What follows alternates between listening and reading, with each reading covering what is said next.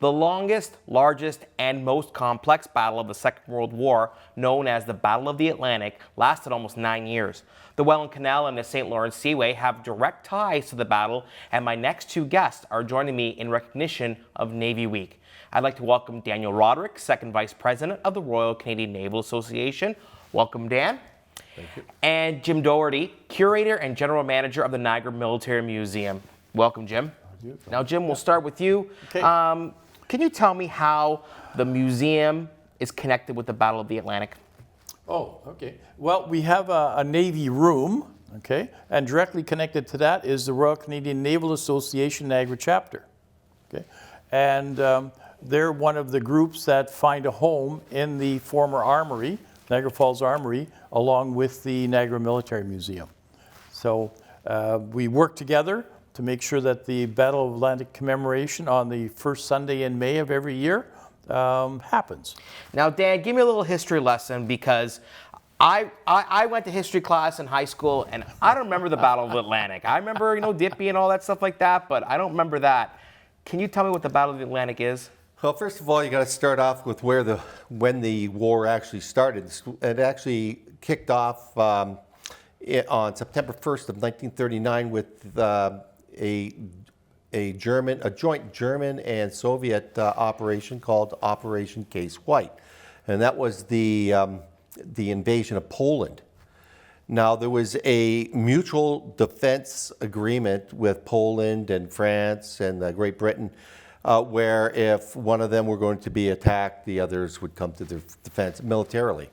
And so 2 days later, on the 3rd of September, war was declared by France and Great Britain against the German government and military. So this battle really started the war. That started the war. And so that started, believe it or not, that started the Battle of the Atlantic.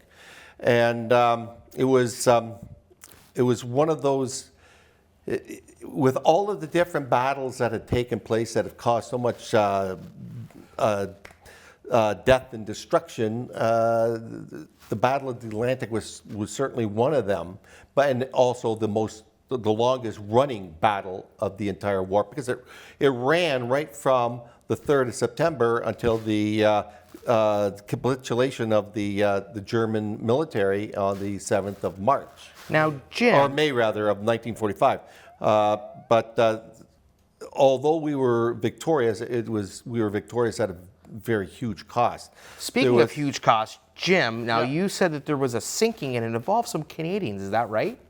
Oh, the Athenia. Yes. Yeah, that liner. It was the first ship sunk officially. Okay. Right. And they didn't know what to do about it, because it was civilian liner that was sunk, and they weren't using all of their, say, wartime protocols, zigzagging and things like that. So they were an easy target, and there was a lot of how do we make this into because it was sinking and killing of civilians, that the Germans and that had to deal with it as a propaganda, and maybe it was the British's fault and things like that. So, yeah.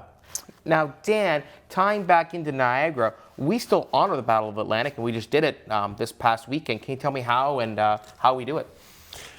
Yeah, we actually have a ceremony that is organized by the Niagara Royal Canadian Naval Association. We have a branch here in Niagara, and this year it was organized by an incredible group of people from the association, and it was held in Port Colborne at it was an indoor ceremony, which is a little bit unusual. We usually have it waterside. It's usually outside, yeah. But because of construction and so forth, we had to hold it inside the Legion itself, and but it was well staffed. It was incredibly well organized, as I said, and we had a lot of help from the Legion and other groups and sponsors. And St. John Ambulance was there, and St. John Ambulance had a number of their MFR or their medical first responders there in the event that there was a medical emergency. But there was a lot of groups that were involved in ensuring that the remembrance went off without a hitch, and it was a very memorable event with a lot of representation from political figures. Now, you were telling me, too, what's interesting about the Battle of the Atlantic, we had a small Navy at the beginning, but we ended up having one of the biggest. Is that right? That's right. We had a fairly small Navy at the beginning of the war, and by the time the war was over, we had evolved into the third largest Navy in the world. We went into high production of corvettes particularly, and we also had some destroyers as well.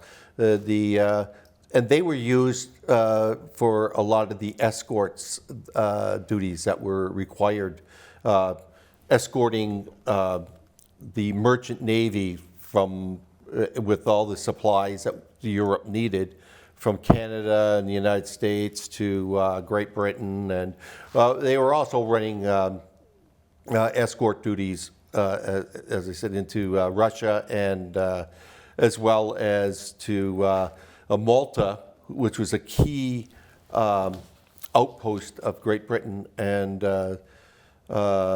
elsewhere where these supplies were so vitally needed.